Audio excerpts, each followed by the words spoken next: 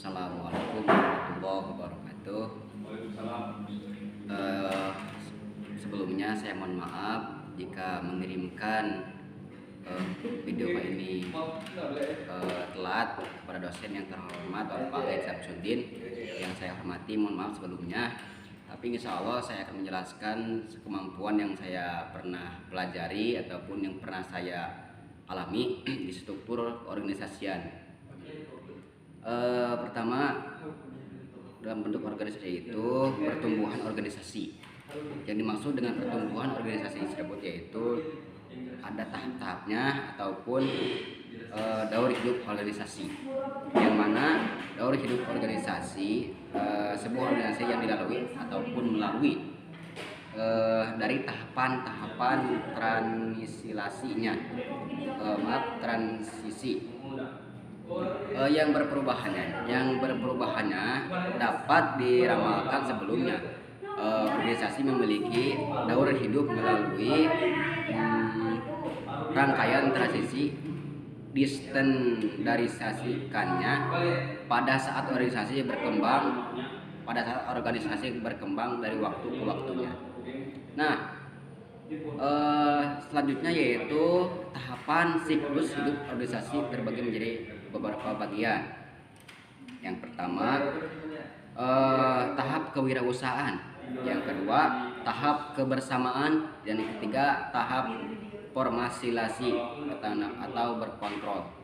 Dalam bentuk organisasi tersebut, yang saya pahami, sebuah organisasi itu sebuah rangkaian, sekelompok orang ataupun sebuah kumpulan orang yang berkumpul dalam suatu organisasi ataupun suatu wadah yang di dalamnya terdapat beberapa rangkaian ataupun sebuah wadah yang memang untuk menyukseskan suatu program tersebut, yang melalui dengan organisasi sudah tidak asing lagi.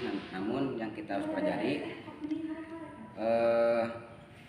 dalam organisasi tersebut harus menguasai dalam desain organisasi tradisionalnya, yang mana organisasi terbentuk beberapa bagian, ada yang mulai ketua, wakil, sekretaris, bendahara, pendidikan, keamanan, dan lain sebagainya. Seksi-seksi tersebut mempunyai fungsi-fungsi tersebut, mempunyai pekerjaan masing tersendirinya, proses berbeda namun tujuannya yang sama.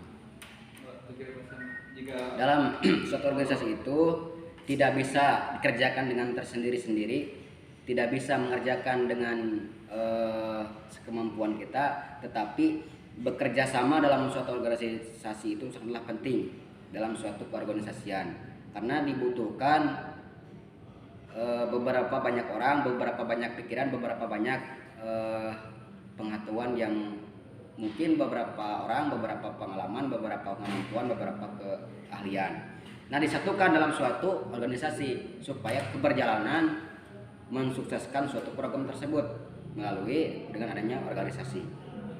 Mungkin itulah yang saya pahami dalam suatu organisasi. Kurang lebihnya saya mohon maaf. Mungkin insya Allah ke depan mempelajari lebih baik lagi. Dan mohon maaf sebelumnya jika pembicaraan ataupun penjelasan yang saya katakan, yang saya ucapkan belum sesuai dengan apa yang dibentuknya ataupun tidak sesuai dengan arahnya. Mohon maaf sebesar-besarnya. Assalamualaikum warahmatullahi wabarakatuh.